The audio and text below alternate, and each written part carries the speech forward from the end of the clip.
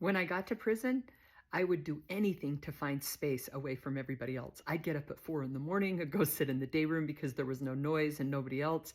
I'd go outside whenever I could. I just didn't want to be around people because I was constantly locked in and around people, and it just felt overwhelming. When you're used to personal space at home, it feels strange. Then years later, I come home from prison, and it was so weird because I felt so alone. I remember when I got home, looking around and thinking none of my neighbors even know me. In prison, I knew exactly what was going on with everybody. My bunkies, a bunkie is somebody that you live with, right? Or my neighbors, the people across the way, or I knew everyone on the compound.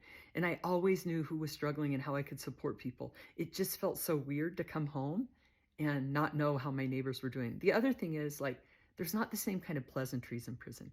Out here, people ask how you're doing and you'll say fine.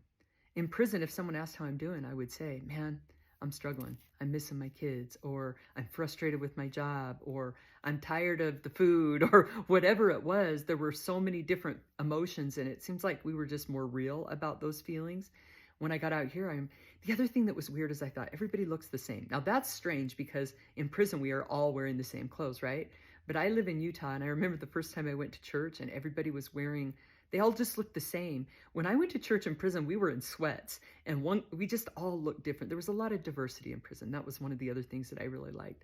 So it's interesting that I get to prison and I want to be away from everyone. I come home and I want to have people around me. The things that change when you go to prison.